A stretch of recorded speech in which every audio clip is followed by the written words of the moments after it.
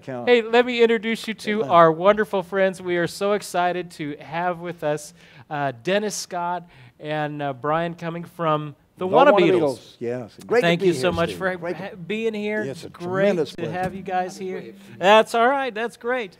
And what a place to be in the middle of the greatest guitar collection anywhere. Definitely, Kind of definitely. intimidating. This is an honor to have you guys here. This is purely from an idea that my wife had. I was talking to her about how we had to cancel last week's lesson because it was icy and snow and all that sort of stuff. And so I was just going to teach her regular things. She said, you ought to get the WannaBeatles on there. I'm not sure they'll be able to do it. They're busy guys. These guys are big time. So anyway, so I contacted Dennis first, and then he turned me on to Bryan. And then it was able to work out that we got both of you guys. Yes. So thrilled to have you. Well, we are here as students as well. I mean, I know that what we know can help other students learn some things because we've been learning it just to do the job. That's right. I mean, that's our mission statement is to learn Beatles songs and to perform them. So it's not a theory. I mean, we have been doing it on stage and getting as close as we can to the records. And as we were talking a little before the show, the Beatles are so much a guitar band. Yes. You know, I mean, even McCartney, who was such a great bass player, really came at the band as a guitarist. He came at the songwriting that way. And so many of the licks, as we found out later, were played by Paul and George and John. They were very influential, and they did a lot on guitar. Amazing. Well, we're excited to hear some more about it. The WannaBeatles. How long have you guys been? When did y'all start the WannaBeatles? 2007, according to the Bible, the WannaBeatles Bible. Our astrology, Talking about what you were saying, Bryan, when we started this, we thought, oh, we'll just get up and play Beatles songs. That'll be fun. We know all this stuff. And then as we started doing it, we said, you know, I'm not really sure about that chord. I'm not really sure about this arrangement. So we went back using the new technology that's there, and we learned a lot that we didn't know. Yeah. And now we'll slow things down, and we'll listen to isolated parts, and we'll really, our drummer is very adamant that we get it right. Yeah. So David, we're trying to get it right. I'm still trying to get it right. But I think it's important to realize that the Beatles are basically accessible. You know, that they're not that difficult, and they're not great guitar players, you know, technically. But they just were so loaded with ideas that came across on the guitar. So it's real easy to have a good time playing Beatles music. And really, when we started, we were playing songs that we knew. We weren't rehearsing. We weren't thinking about it. We were just enjoying ourselves. And you can get that feeling from Beatles music. Right. But then after a few weeks, we decided we should take it a little more seriously and polish up, you know, decide who's going to sing what part and some of that stuff. What are you going to sing to start us off with? Here Comes the Sun. Here Comes the Sun. Yes, yes. You ready? Yes, the Toodles. Here we go. 2, 3, 4.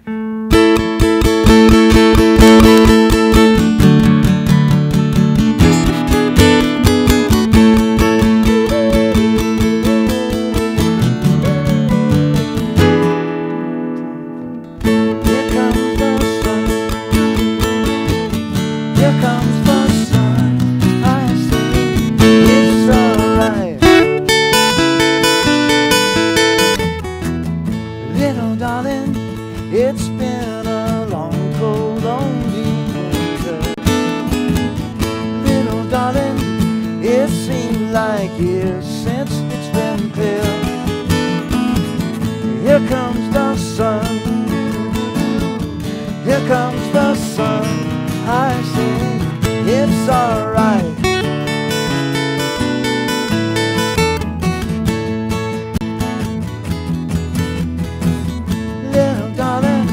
The smiles returning to the faces.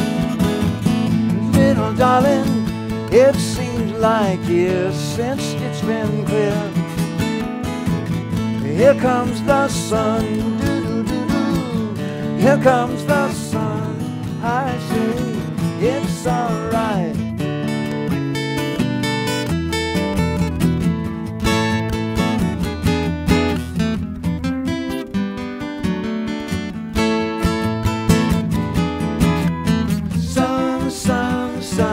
Here it comes. Watch out for that. Sun, sun,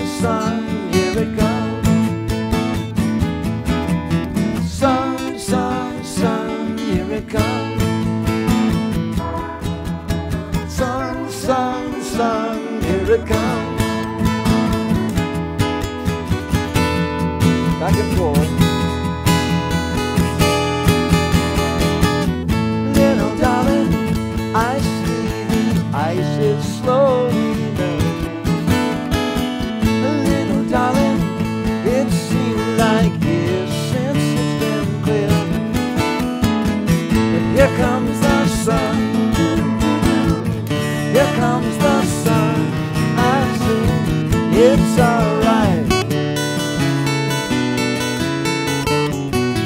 Here comes the sun, here comes the sun. I say it's alright.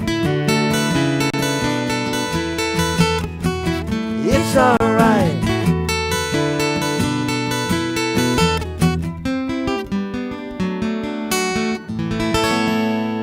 There it is.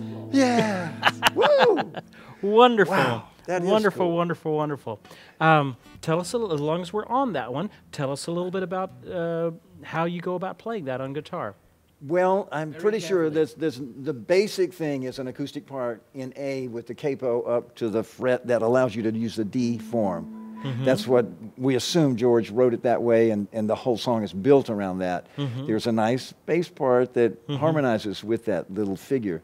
But it's just kind of a mildly intricate, you know, acoustic guitar part. And Now, are you doing a pick with that? Are you finger styling? most of I'm that? using a pick, and we had to think about it a little bit about whether to use two acoustic guitars. And this, I'm playing an electric when we do this on stage, but I'm trying to get close to an acoustic sound. But I also use the Leslie that is somewhat. Somebody was asking on our chat if it's a line 6 pedal board, and it is. If we could get a shot of maybe the board, that would be great. And it is because of this gig. You know, we really took it seriously. Like, how do we do this? And what do we need to get these sounds? And this has been a great help. I had never had a pedal board before that did amp simulations. It can simulate a Vox and you know, get a lot, plus all the Leslie effects. I mean, it's very, very capable. That's a great processor. unit. And it's very, basically, he has a comparable Roland pedal that has, well, it's really more designed for his MIDI guitar, which we will get to in a second here. That's kind of exciting. But that's different. I mean, I don't play anything but guitar sounds through this, but they're, you know, trying to capture all the sounds that George got during those recording years. Dennis, on the other hand, captures harmonica, French horns, sitar, and actual sampled sounds, because there's a MIDI pickup on his electric, which and opens up a whole other area of technology. And, what kind of guitar are you playing today? This is an Epiphone Dot, is what they call it. You know, somewhat like the Gibson 335, which was always one of my favorites. And it looks kind of Beatles-ish because John played something very similar on the Let It Be rooftop concert. And in fact, the Beatles all had some Epiphone Sheratons. I think it's the kind that they got. The George, Paul, and John all had those and used them all from Sgt. Pepper onward. And there are a lot of pictures of those. But there's I think John may have stripped the finish himself and it was down to a natural color. I don't know the whole story. We're not total geeks when it comes to the details of the gear. But I've always liked that style myself, and it felt like the Beatles were validating my taste when they went to Epiphone after playing the Rickenbackers and the other guitars. And you're, as far as an amp today, you're playing through a regular little Princeton back there? Yeah, with a 12-inch, no, it's a 10-inch speaker, isn't it? Yeah. But anyway, the pod, line 6 pod HD 500, it's probably 5 years old by now. It was got it new, but it was very capable of giving me lots of sounds that are very useful for this particular gig. It's very, it's a powerful processing tool. Well, I have loved the WannaBeatles from afar for quite a while. In fact, I was watching your promo video, and You're in it. I am in your promo video. He was at Crockett Park. It was at Crockett Park. That was a great There's show. a shot of about a second and a half of me going, "A great concert," because I was there with me and my wife. Oh, and, that's great. That's you? That's me. No, that's really an amazing opportunity, because we get something like 5,000 people there on a nice warm summer night. And how can you attract that kind of a crowd? But the music really goes over well. And we've also had other people on stage with us in opportunities like that, like the Cool Springs Youth Orchestra, one of whose members is with us in the studio here tonight. That's right. And dancing troops and other musicians and singers that we've had all kinds of. It's a very creative collaboration. And you have had the opportunity to play so many different things as the WannaBeatles. Yeah. And did I see y'all on the Mike Huckabee show? Yes. almost anything that we have accomplished is due to the results of our in-house Brian Epstein, who is WannaBeatles Dennis over here. Dubiously. How did you get us on Mike Huckabee? What was that? Well, there aren't that many TV shows, unless you're talking about Jay Leno or some of the Tonight shows that we had even a chance of getting on. But Mike Huckabee, plays bass or is a bass wannabe, and he. We knew that he had talent on most of his shows, and I just pursued it and got turned down several times. And then the 8th time, they just said, "Well, maybe." And then I jumped on that and said, "Okay, we'll be right there." And it was synchronized with the 50th anniversary of the Beatles on Ed Sullivan. Oh, that's right. It was that, which was in 2014, February 9th, was the 50th anniversary. And so New York City was very proud of being the site of that. And there was a week of concerts and celebrations and all kinds of things. So we timed it, to go along with what was going on. And that was maybe Mike Huckabee's way of jumping into the Beatles thing. It was a lot of fun. He played for another 50 years. Well, I have enjoyed y'all. Y'all have been just the best Beatles tribute band that I have ever heard. Oh, my just goodness. the sounds. Your check is in the mail. Well, let's learn some of the guitar licks that we promised these wonderful folks that we would be looking at. We looked at Here Comes the Sun a little bit earlier. Then the next song on our list is Norwegian Wood. Oh, okay. That's still one. Okay. Well, then you can have one of these.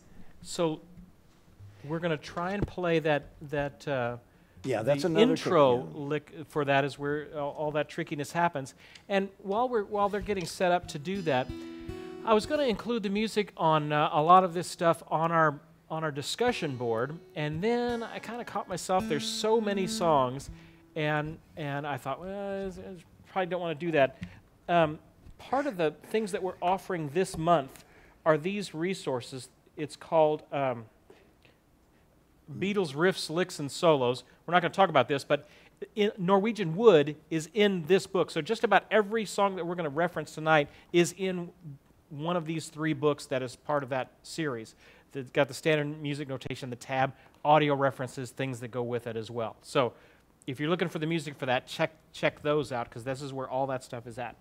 Okay. Can you play us a little bit, or tell us a little bit about that? Well, it's, again, like Here Comes the Sun, it's basically an acoustic guitar part that is the foundation of the song. And this one is from John rather than George. And it's very much in his kind of Dylan kind of style. There are people who can point out Dylan songs in particular that have similar rhythms or parts. But I really like the melody of the song. It really stands out as a special song. Can you play a bit of it? Yes, I'd be happy to. And what you will hear now, Dennis is pulling out his, what is that? It's a Roland Fender hybrid, isn't it? GR55. A GR55, And it also has simulated amps and guitar sounds, but it has the added feature of orchestral sounds, and in this case, a sitar. A loud note on this guitar. And it's running through some sort of MIDI controller, probably Roland controller there. It's a 13-pin connection, which you don't want to break because they're very expensive. But that's other than that, it's a standard Strat with just that added. And you can play it as a Strat. There's a guitar output for it as well. Yeah. So I tend to want to take as little to the job as possible. So everything's in there. So I just use the guitar sounds that are already built in, and they're pretty good. Fantastic. And you can also switch from the guitar between MIDI and guitar and to programs, MIDI programs. Oh, yeah, absolutely. Right there, He's got a lot of control there that nobody else in the band has. Well, which is as it we have should only be. so many hands, and there are a lot of parts to fill, so we have to do it. Can you sing the high part that I'm going to. usually? You bet I can. Okay. We have a real asset in our drummer who's also plays guitar and keys and a lot of other things, but he's really the best singer in the group. He traveled Europe as a choir member back in college, I think. Yeah. But he's also the one with the range that can hit the high notes that McCartney hits. Yeah. We've got him doing the high stuff. And he usually does the high McCartney part, like on this song. But Dennis is going to stand in for Wanna Beatle I'm going David. to sit in, actually. Sit in for Wanna Beatle David tonight. I'm sure I was trying to figure out how to play the guitar and sit, because we usually have to stand up, and Yes. it's like, all right, I'm good. So sit with energy. All right. Okay, here's Norwegian Wood from the Rubber Soul album. Rubber Soul. Okay. Yeah.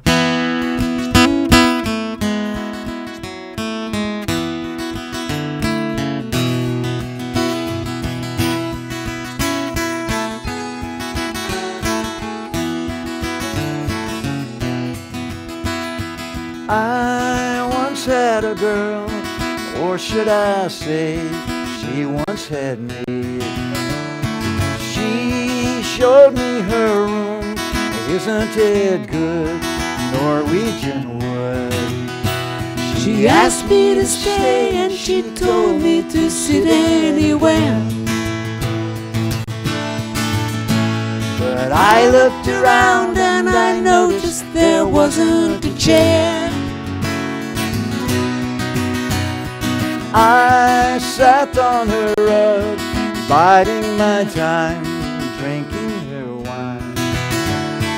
We talked until 2, and then she said, it's time for bed.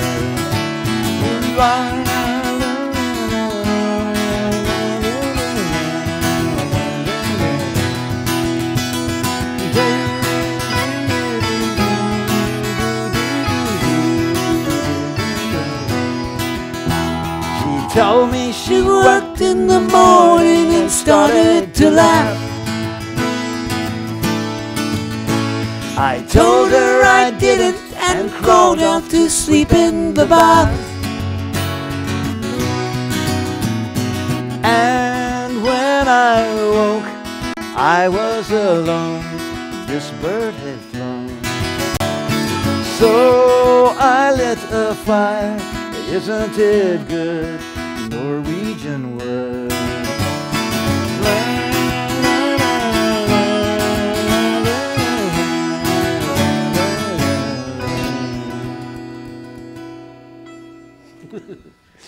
Yes. Fantastic, fantastic. That is such a recognizable guitar part at the beginning. Take us through just a few of those chords there at the beginning. One of those kind of intro. It's because it's an odd. You're capoed at the 2nd fret. Yeah. So he's in E, playing again, like George on Here Comes the Sun. He's playing Standard a D tuning. formation. Yes. As far as I know, I mean, he does lower the D string on Dear Prudence, which is another D type of acoustic guitar part, and we have worked on that, and that's a different thing. So I'm just using the upper strings that where it matters. He mostly is playing that melody, as far as I know. Just they're the first 4 are on that G string. Then I mean, just in the easiest place to put those notes. And then, well, I use that finger, but you probably could use it. Well, but I play over it. I don't quite articulate single notes. I just kind of, because there's a kind of a power in the way John plays. And John really was not a great guitar player, but he just channeled some really interesting ideas into these parts. I mean, there's nothing quite like Norwegian Wood. It's a very cool melody. And of course, he's singing along with that line that's on the guitar. And then the sitar plays it, and I play along with it. And I also did, I don't know if John does this, but I did a harmony, because when you go do-do-do-do-do-do-do, those lines, the 2 lines are kind of in harmony with each other. So I just opt for a higher version of the 2nd line, and sometimes sing in harmony with the guitar. It's just a possible thing. I think the Beatles would have ultimately found this if they had been playing 50 years.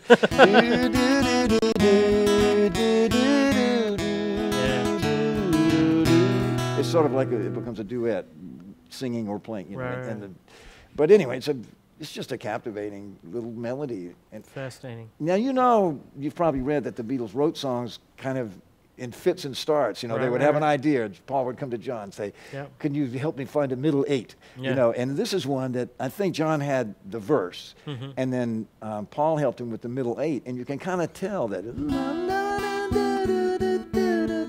And then it kind of goes to a D minor shape. Yes, yes. It's very interesting that the song is in D major, but then that bridge is D minor, but then it has these extra.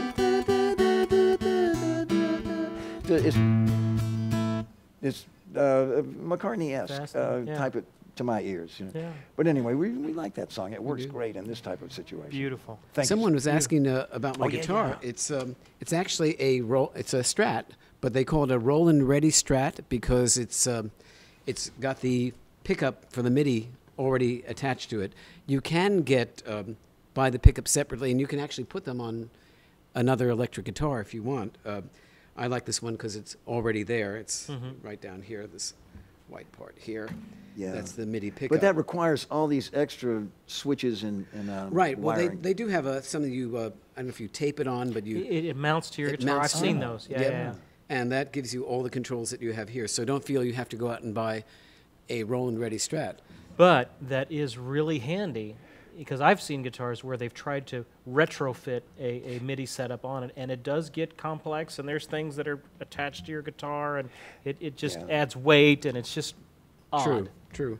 And supposedly the MIDI tracking is better when it's already built in. And it's made in Mexico, so you know it's got to be good. Hey.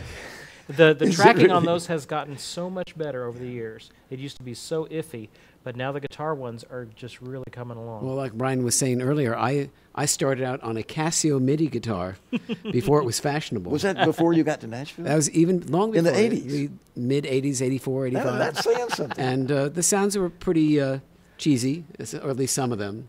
But this is a step up for me. And when we started the WannaBeatles, I was using that Casio MIDI guitar. That's right. And just and you didn't play any real harmonica back then. You were using the Casio for your harmonica sounds. That's true. Yeah. Now that can get very cheesy. That's why I decided I got to at least learn the Beatles songs. Yeah. Great. Let's catch another one. Michelle is the next one. Oh my gosh. Or you want? That's right. Or I've just seen it. Oh, that's our. Or we could do a Hard Day's Night. No, Michelle's a great idea. Okay, all right. Let's do Michelle. So I play that. Now this one has it's a beautiful, again, a really nice acoustic part. It's a really particular song. You know, I mean, Paul was deliberately going for a French thing, and he uses all these diminished chords and strange. You know, the chord progression is unlike any other song they wrote. And for us, playing it live. You know, the assignment is reproduce the record, and the vocals are hard enough. With the oud, they have a very sweet background part. They were really good singers. You know, that's another burden that we carry. Isn't the story that Paul, when he would go to a cocktail party, he'd say "en chantant," he'd make up little French sayings, and when they came to the time when they were recording Rubber Soul, John said, "Well, why didn't you just write a song with those little French catchphrases that you have?" And I think that's how it took came it as about. a challenge. All right. Well, as the lead guitar player, my job is to take care of the lead part. And so I'm going to have to go looking here for my Michelle sound because there it is. I'm going to have to go looking for my Michelle voice, I think. Okay, let me see. Let me see. Because the guitar solo on Michelle. You're doing an E minor? I think it's F minor. F minor. Yes. Okay. Yeah, we for the most part, I think every song we do in the same key the Beatles do, except maybe I know. Yellow Submarine, maybe. No, we can't play it the way they do it because that's in F sharp, but they use a G, a guitar tuned down. Yeah. Oh yeah, we do. Yeah, so we do. That in. There's one that I think we're a half a step away from. Maybe I've just seen a face or something. Yeah. Anyway. We'll never get another job now. No, but Michelle, we do it. Dennis does a great job singing it. And the guitars work really well together, except when it's time for the solo, of course, they were overdubbing in the studio. They could spend an entire day experimenting with something that's completely different from the acoustic sound. Yeah. And they have a very dark, kind of a jazzy guitar, but it's kind of a classical line, but it's real kind of deep, muffled tone that And so to get that, I had to find a way to switch between a simulated acoustic part, and that I think I was doing. I'm sorry. So many choices. But with I might have used you know what? This might be a good chance to talk about the line 6 variacs, But I do have basically I have a very compressed thing. I believe this is it. Is that it? It sounds very nice and mellow. Oh, yeah, there you That's go. it. That's pretty close to it. Okay, so I've got a plan. This is the one song that has the most complicated. I'm sorry, I didn't mean to stump you. We want all of you to the background vocals out there in TV land. Yes. Oh my gosh. I Can mean, you that's sing what makes the Ooh? song so beautiful. Yeah. Do you know this one at all? It's a No, little I tricky. will let y'all take the. I'll tell you what lion's share of else. What you can hear on the record is the second chord of the song. He goes, Michelle, he plays a +9 chord that actually has the major and the minor notes of the chord. My belle, these are words that go to. And from then on, it's more pleasant. Yeah. Didn't we take a vote not to do that? We took a vote, and it just sounds kind of weird to us, and so we're just kind of. It's so pretty. Who needs that? Yeah. So this is a place where we departed from a totally authentic part, but. We have our musical reasons and our musical prejudices. We're going to get a letter from Yoko any day. I don't think she has much to say about Michelle. Maybe not. Okay. All Well, right. anyway, here we go. 10. 1, 2, 3, 4.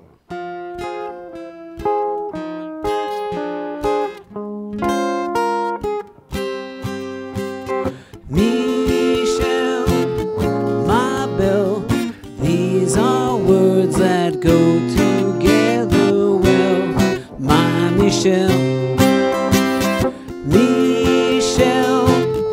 ma belle, sont des mots qui vont très bien ensemble, très bien ensemble. I love you, I love you, I love you. That's all I want to say. Until I find a way, I will say the only words I know that you'll understand. Michelle, ma belle, sont des mots qui vont très bien ensemble, très bien ensemble. I want you, I want you, I want you.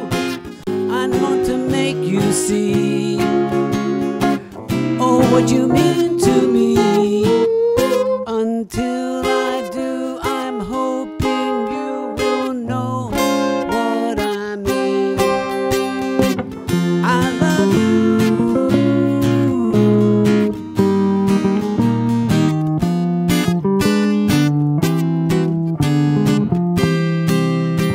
I want you, I want you, I want you. I think you know by now. I'll get to you somehow. Until I do, I'm hoping you will know what I mean. Michelle, ma belle, sont des mots qui vont très bien ensemble, très bien ensemble. I will say the only words I know that you'll understand, my Michelle.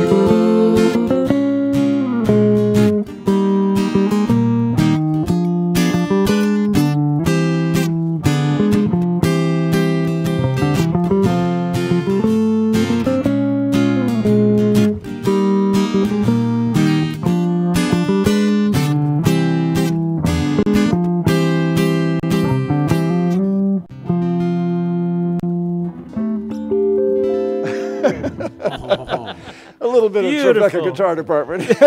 Beautiful, beautiful, beautiful. It is a beautiful song. What a Man. fantastic. And you need at least 2 guitars doing a very light the- acoustic rhythm. That sounds good. And Dennis is using a capo on that. on the 3rd fret. Yeah, for F minor and major. Yeah, yeah. And I think that's because we listened to it and it sounded like that's where it was. Yeah. We a lot of times there are clues in the tracks. And especially nowadays with YouTube and stuff, I know I have been It's researching, amazing. like I was researching yesterday how to play it, and I didn't want everybody else's version, and finally I found a live version of Paul playing it. Oh wow! And Does he use a guitar tuned down a step, Uh, or can you tell? Or I don't recall. It was been a couple years ago, so I did, but I remember seeing, oh, he's playing it in G, And he's doing that particular, these voicings like that? Yeah. Oh, well, that's so how you he's were doing hearing G as a guitarist. it. Yeah. Not necessarily checking the pitch. Yeah. I was just Because I think he sings it in F, but that's the way, but G is a better key to play in. Yeah. And so,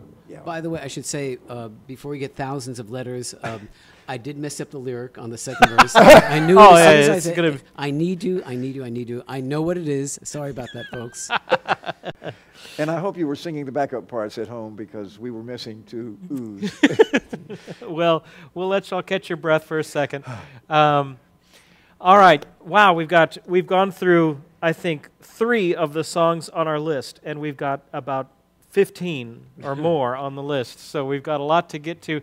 As you guys have questions out there, please type them in. If you can do them all in caps, that makes it a little bit easier for us to find the question and put it up in the chats for us to see. So if you have questions along the way, please let us know. Let me let you know of a couple things that are going on here. Let's give something away. Let's give something away first. Let's give the shirt off our backs. We'll give you the shirt off of their backs, which is an official WannaBeatles shirt, often imitated, never duplicated. WannaBeatles shirt. Guaranteed to make you a better guitarist. Guaranteed. See, that's the magic. It just looks like a regular T-shirt. Once you put this on, Yes. any Beatles song, right Boom, there.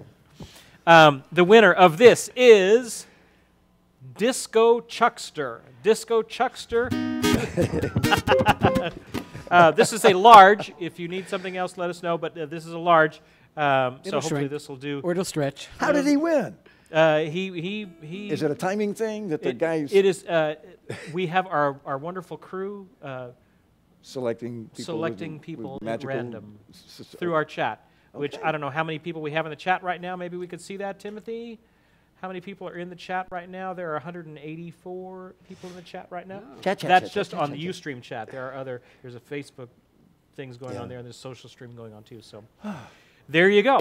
Nakatosh's Bob is saying, we need to talk about other stuff. What's the first chord in A Hard Day's Night? We will get to that. We're glad you asked. That is right on the list. We're very glad. Don't play it yet. Don't play it yet. Okay, right. Got to save that. All right. Let me talk about a few resources first. All right. Hey, we've been trying to get, I had 2 Beatles resources. We have a double Beatles month. First one is this batch. We talked about this last time. It's, I think it's the white button underneath your Ustream window. This is a finger-picking Beatles book. I think 30 of their songs solo arranged for solo guitar. And it's got the standard music notation and the tab in there. Great arrangements. They're simple of it. I played And I Love Her, I think, last time, and that was right out of this book. So that's a great resource. This is called the Beatles Learning Pack. The second one is this one, the Beatles Complete Chord Songbook. And this has every Beatles song, literally every Beatles song with the chords. And what I like about them is most all of them are in the original key and they tell you what chord shapes to use, and it's a great little resource for just strumming along, singing along with your favorite song. Check it out. 400 pages of Beatles stuff. That's the Beatles Learning Pack. That's this one. You'll be the life of the party. You will be the life of the party. The next one that we haven't done yet was this one. This is... sorry I came up with so many resources, but I just was researching this, and I wanted to come up with some really great things, and we found them. It took me forever, but I found these great resources. This is the Guitar Signature Licks series. The Beatles favorites, the Beatles hits, these are all together, and there's 47 songs in these 2 books. And what these do is they teach you the licks to Hard Day's Night, Let It Be, Michelle, Nowhere Man, Paperback Writer, Revolution, Sgt. Pepper's, She Came In Through the Bathroom Window, Taxman, Ticket to Ride, Twist and Shout, While My Guitar Gently Weeps. That's just on one of these. Day Tripper, Come Together, Can't Buy Me Love, Back in the USSR, and it just keeps going and going. And it teaches you the intro licks, it teaches you the solos, really the signature lines for the songs. And it comes with audio tracks too that'll play them slow so you can figure out how they go. This one is the acoustic one, and in here you have Blackbird, Here Comes the Sun, Hey Jude, I think there's 20 or so, 21 of them in this one. So altogether, it's like 60 of their most well-known songs, and you have the guitar parts in there that you're learning too. So it's really cool resources. If you're interested, this is the red button. A lot of these licks that we're playing tonight, if you want to know kind of where's the music for that, check these out. Almost everything that we're playing tonight is meticulously tabbed out in these books. So there you go. Wow. If we had those, it would have made our life easier. I saw those and I researched them out, and gosh, they're just right as can be. And so it was really good, really great resource. Right. So, hey, we're having our guitar conference coming up in June 22nd through the 25th. I just confirmed another one. Our good friend Dino Paston, keyboard player for Alabama, and Barbara Mandrell, he will be teaching another improvisation workshop that we'll be doing together. So we got Greg Voros locked in. We got Desi Cerna from Guitar Fretboard Theory, who contacted me this week. The fretboard or the Guitar for Dummies people contacted him. We're working on perhaps doing a fingerstyle Guitar for Dummies book. So we're talking about that. So anyway, so that's our guitar conference coming up. If you're available to come to Nashville, what are you going to do? You're going to be home in your cubicle at work, wishing you were here. Wishing you were here in Music City with some of the best guitar players on the planet, watching them go into the Musicians Hall of Fame. I'm going to try and get Will McFarlane, Musicians Hall of Fame guitarist, to take us through the Musicians Hall of Fame. So it should be a lot of fun. So if you're available, come. It's great. I think that's all that I need to say about that stuff. Let's play. They got questions coming up. Oh, it's wow. Time for our questions now. What is the first chord in A Hard Day's Night? And please play it. Before y'all even get into that, there's a great YouTube video of Randy Bachman. Tell him about it. And fascinating. He describes it in great detail. He describes it in the best great thing detail. is he's so enthusiastic about it. And when he hears it done, he just has an ecstatic moment. I love that. A Hard Day's Night. Tell us about that. Can you, without the piano part, can we... I don't know if you could fake it without all those parts. It's been analyzed a lot. And, but George Martin got interviewed, about how it was composed. Did they overdub some pianos or just... They used an unusual voicing with a D in the bass of a G chord and some stuff like that. Supposedly the piano is the last element that they creates added. The magic, or some of the magic. Yeah. But I don't know if you know the story about it, but the director of A Hard Day's Night was going through the footage, and he said, I want something that really kicks this off with a big bang. And they had already played Hard Day's Night for him, but he wanted something that would be like a shot heard around the world. So he said, can you give me something? And they came up with that chord, and they spliced it in, and there it is. Really? So they spliced it in. It wasn't originally I'm pretty there. sure that's what it is. Wow. And all you Beatle fanatics out there, you can check it out and make sure, but I'm pretty sure. Yeah. So, and what, you're doing a G sus? That already sounds kind of like it. And I'm doing I'm not sure if this is George's, but he was playing a 12 string, and so it's kind of an F over G, and then that fits. But we have to hit it together. Yeah, hit her hard. And you have to imagine the piano. In fact, you could probably just do something like, and not only that, we found this out at rehearsal, but there's a snare hit with that as well, and that adds some of the power behind it. Our drummer was very just clear. you can just hit like with the D and the. Well, I'm not doing the low string, but if you start on the D and then hit that, let's try that. You join us there, okay? 1, 2, 3, 4. It's been a hard day's night, and I've been working like a dog. It's been a hard day's night. I should be sleeping like a log, but when I get home to you, I find the things that you do will make me feel alright. You want to do your lick? Oh, one. Now we found out. Wait, I need an excuse first. They recorded the 12-string guitar at half speed, so he was actually going. Oh, okay. So, but you got to. I'm playing.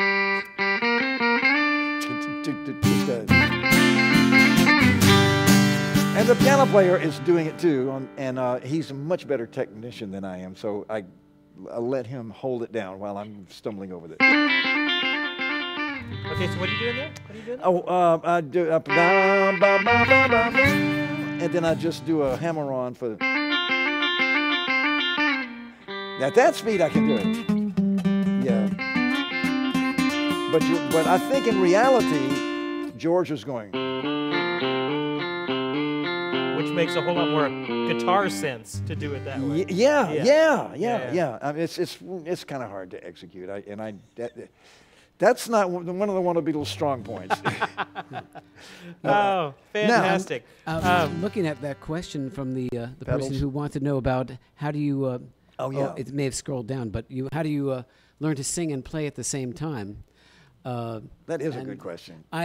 Believe it or not, after all these years, I still have to force myself to learn how to do some things that are syncopated, and you're trying to sing, and the rhythm is off, so you have to try to keep it going. Yeah. And metronomes, I think, are a great help because it forces you to stay with it, and you can start it slow, and just repetition is your best friend. Yeah. And then wild abandon. It's been a hard. Just shake your head a lot, and as long as people see you're smiling, and enjoying it, they won't care if you're out of tempo a little bit. But you can make it better. You can. What Neil ES335 is saying is asking about your musical background. I did a little bit of research on both of you guys. Well, Dennis was showing off some of his background on an upright bass over here just before the show. I wondered who was doing that. This land is your land. And Dennis, you two-time Grammy and Emmy Award winner. I read that off of your bio. It's true. It's true. Songwriter, and you've written songs for so many famous people along the way. I had all kinds of things written down. Ray Charles, Faith Hill, Alison Krauss, Sugar Land, Amy Grant, and even, it doesn't get much bigger than this. Drum roll. The Muppets. Yes. They have all recorded your songs at one point. Well, the secret to my success is that I found my niche in children's music. Mm-hmm. And a lot of those stars that you're talking about were the result of me producing albums that required guest artists with some repute. Mm-hmm. And so the first album was a Sesame Street Goes Country album.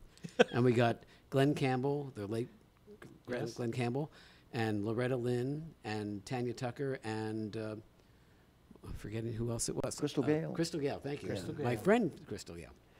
And so that kind of started me on that path. And I found that through children's music, it was kind of a back door, and there are things that I would never have had a chance to do, or people that I would never have had a chance to work with. Like Ray Charles, that came as a result of a children's show that I had written, and one of the people who auditioned for it went out to Hollywood and got a role on the show Who's the Boss, and played the song for Alyssa Milano, who was one of the stars, and he had a crush on her, and she liked him, and she showed it to the producers, and they wrote a whole script around it, and then they got Ray Charles to be on the show. So, wow. You can't make up the stuff. It's pretty amazing. You can, but it's not near as fun. Yeah. And he played with the New Christy Minstrels back in the 70s as a bass player. Wow. Who had never had a bass gig. That's true. Now, talk about not being able to do certain things. I was playing bass on a little torn-up Hagstrom bass for gigs in New York where I played with society bands, and you had to know the Gershwin and Cole Porter repertoire. So I just basically was playing 2 and 5 and 1 and 5. And then when the call came to join the New Christy Minstrels, they said, well, we need someone who plays bass. So I went to my local high school, I borrowed a bass, and they auditioned me over the phone with me playing the bass into the phone like that. And they said, you're okay. And then I had 1 week to learn how to play the upright bass. And as, who was it, John said, I had blisters on my fingers. Amazing. And Brian, you've had an equally amazing it's career. Diverse. And instead of children's music, I kind of was drawing into comedy, but not intentionally. I mean, my first professional gig was with Martin Mull and his Fabulous Furniture. And he was a recording artist on Capricorn, which put us in the league with the Allman Brothers. But his albums were in the comedy bin because every song was a parody of something. And he was a brilliant guy. He's still around, done a lot in Hollywood. But it was a lot of fun, and it was very diverse. I mean, he would play a disco song and a jazz swing song and a bossa nova and a rock and country. He was all over the map, and that really fit my that was just right for me. And you've played with Al Jarreau. That was a recording session where he was, as a member of Billy and the Beaters, we sometimes had the horn section go do some stuff, and we got to play when he was doing, actually his hit record, We're in This Love Together, features a sax solo by Lon Price, who was sitting next to me in the Billy and the Beaters for 7 years. He was a great player. But my playing with Al was in the studio when he was recording an Elton John song for a TV show, and I just happened to be in the studio for that. I didn't get to hang out with him or anything, but that was some and he's fine met music. John Lennon. There what through Martin Mull. When I was recording with Martin in New York, John Lennon was at the record plant, the same studio upstairs, and he was not that big a deal in 1974. He was just another wild character in New York, and Martin was always up for meeting the celebrities. He said, "Come on, let's go up there and meet him." And he already had a name for himself, and John knew him and said, "Oh, Monty," you know. And, and so I just got to stand there and shake hands and kind of be invisible and like.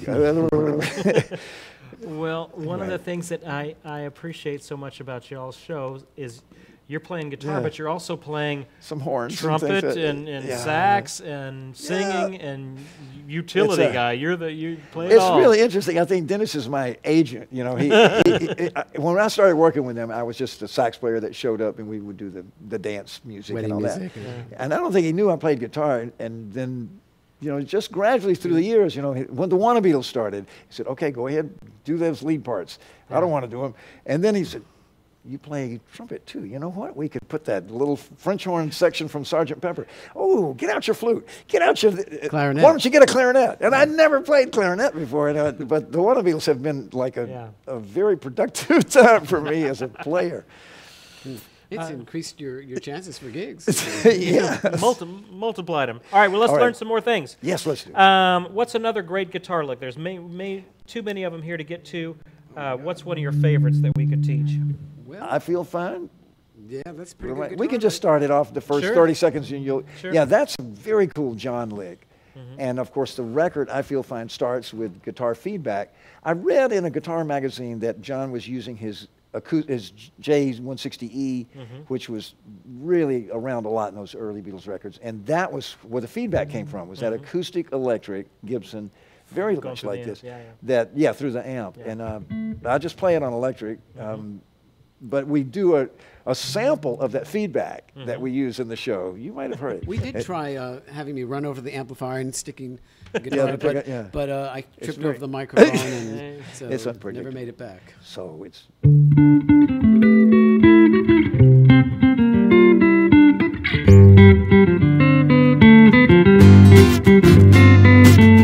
Baby's good to me, you know, she's happy as can be, you know, she said so.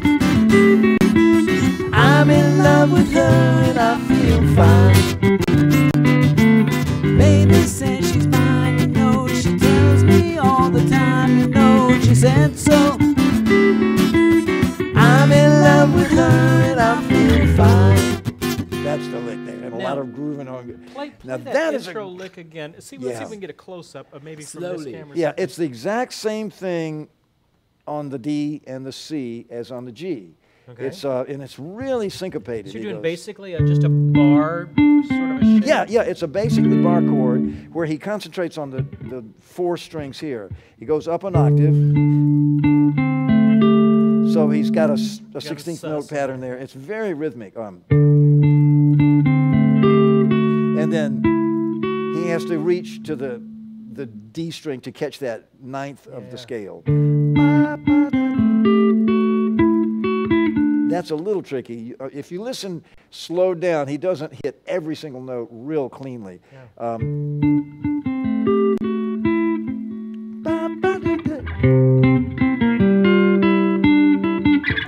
I kind of skip that. So he does it just a whole step down. Yes. 2 frets, yeah. Then it's C, and then you do it in G. And he keeps playing it while he sings it, and the melody, like several of John's songs, it goes with the guitar part. Baby's good to me, you know, and a little hard. It's very interesting. It really, you can't do that as we should get to that. Anyway, that's the basic lick. The bridge is very simple chords. I'm so glad that she's my little girl. She's so glad she's telling all the world that a baby buys the things she knows. Yeah, and then and actually the solo is simpler than the rhythm part. And so play a little bit of the solo? Yeah, let's see.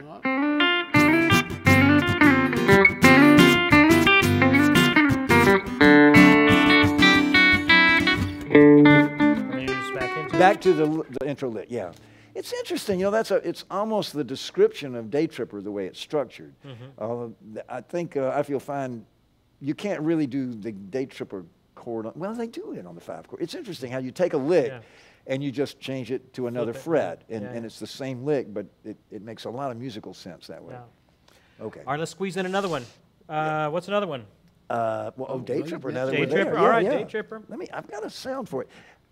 That's such a strong guitar part that I was always, I was always kind of thinking it needed to be really distorted, but on the record, it's really more of a clean sound, but it's still real strong.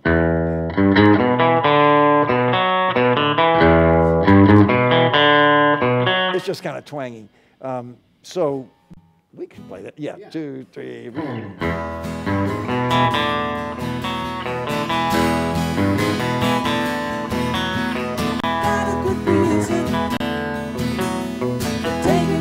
Easy way out. Got a good reason. We're taking the easy way out now. She was a day tripper, one-way ticket, yeah. It took me so long to find out. I found out.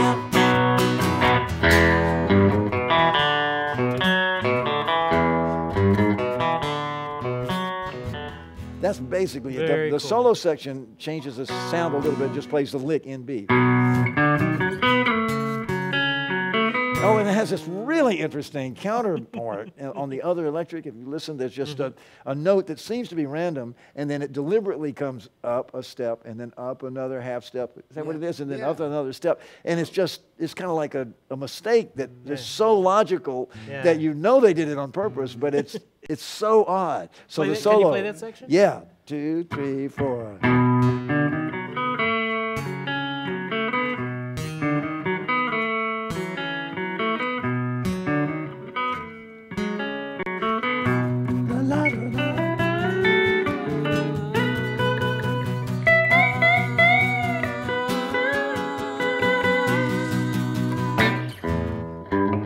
All right, now show us that little intro lick. Go real slow. Oh, yeah, okay. Let's see if we can get it tight off his hand there. Okay. E, it's a great E and you're lick. playing in this second position there, so. Well, you need to have me to get up to the major third. And then open D. Yeah. David might be arguing about what is a slide or not.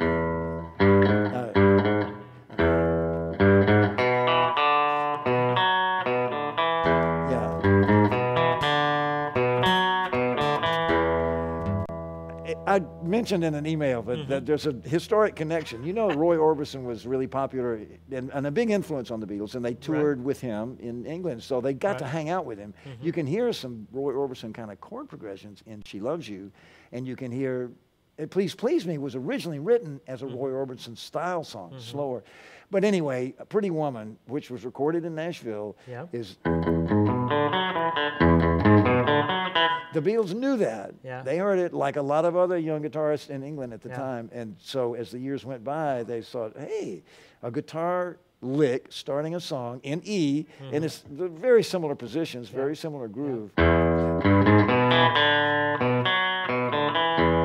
It's just, you know, it's sort of like a way to trace the cultural impact of rock and roll through the years, because the Roy Orbison song is a little more simple and earthy and country, and the Day Tripper is a little more inventive and You know that regarding that song, "Pretty Woman," which was recorded here in Nashville, the guitarist on that was Jerry Kennedy. Yeah.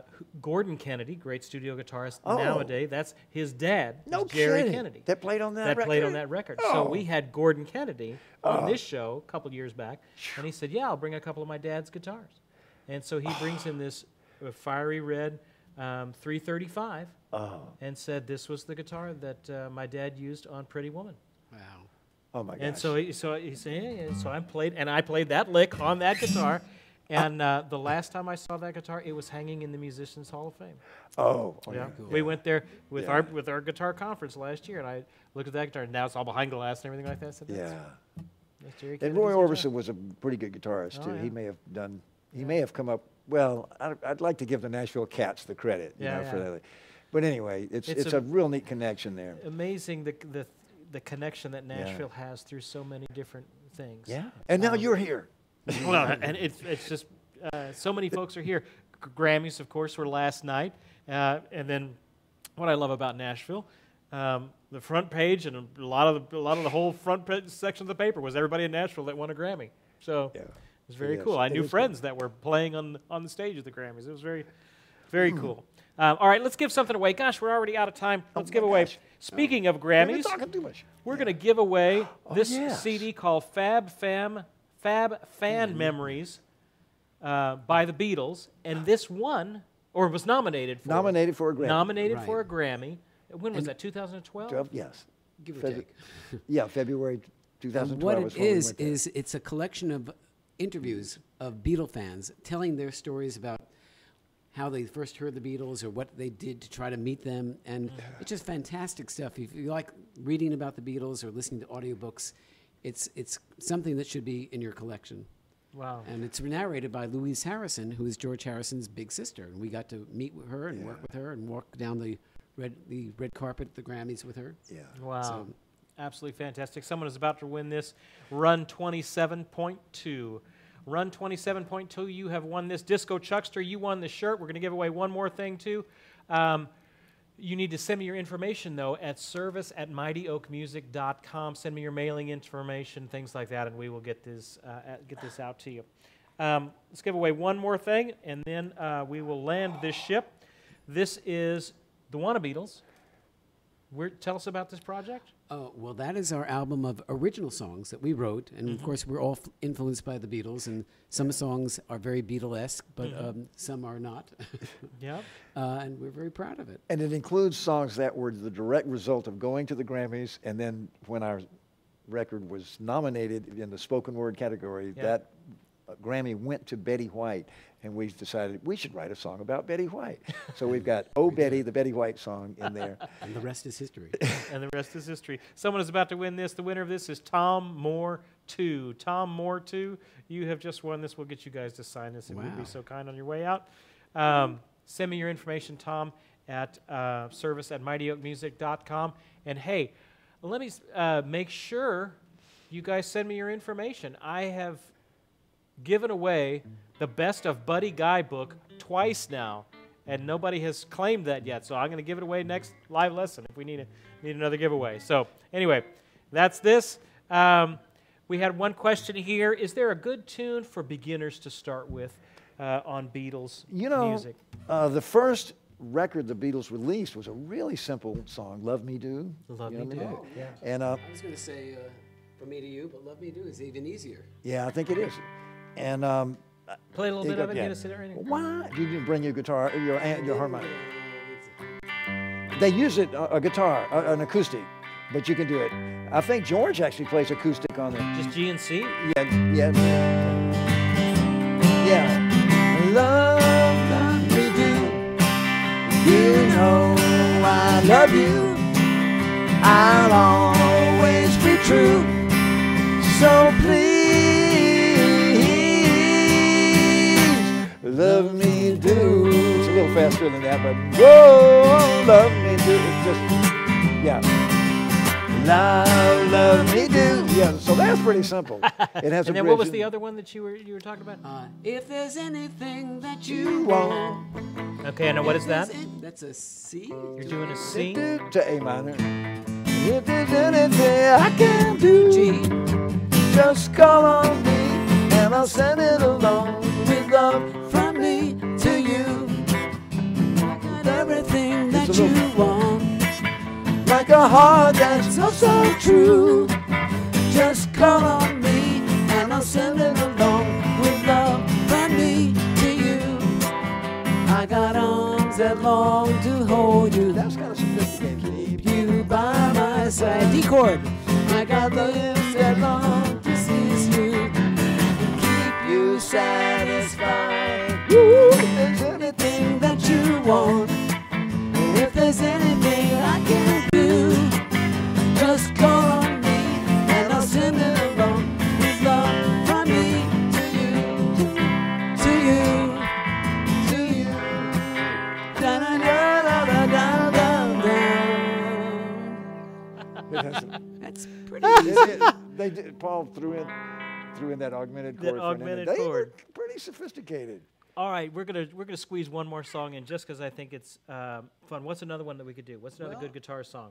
Well, how about I've Seen a Face? That would be Oh, yeah. Let's do that. Okay. And Okay, you get to hear that'll me- be our close. Yeah, okay, so we'll close out on that one. Should we answer some questions, too? I hate to leave the questions unanswered. C Dip Man 1 is asking pedal or multi-effects units, individual pedals or multi-effects units, which is best for what you guys do with so much variety. Yeah. You almost have to do the multi-effects. Yeah, we have lots of sounds that we have to get to, and it just makes a lot of sense that way. Well, we worked the other day with a guy from another Beatles band, and he had a board with all the separate effects, and he likes it that way. So I think it's a matter of personal taste. Yeah. Whatever works best for you. Yeah. Jerome LMG is saying, on the Line 6, what amp models are you using? I know it varies, but what are you using for some of the Beatles songs? It's mostly a Vox because that's what they used. And then I do like the Fender as a basic starting point. I think it's the blackface. There's several things because I can get plenty of other effects with the Leslie if I need it or something like that. Yeah. Sometimes a Marshall if it's. There are not many Beatles songs with real blown out guitar sounds, but some of them. Except maybe Helter Skelter. Yeah, Yeah. and Birthday. Yeah. And some things like that. Okay, we've got something. All right, so here's for you. my simulated 12-string. Yeah. 2, 3, 4, 1, 2.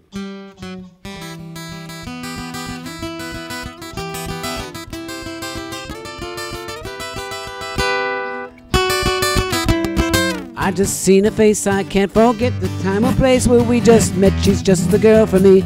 I want all the world to see we've met. La da da da da da. Had it been another day, I might have looked the other way, and I'd have never been aware.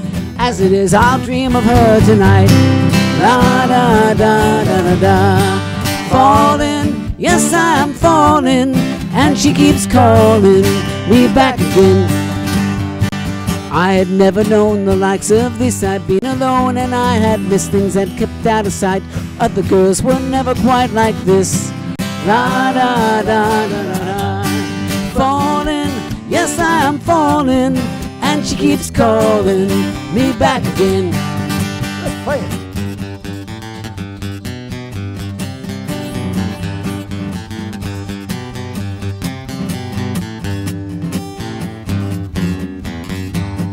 Falling, yes I am falling, and she keeps calling me back again. Let's take it home now. Falling, yes I am falling, and she keeps calling me back again. Falling, yes I am falling, and she keeps calling me back again.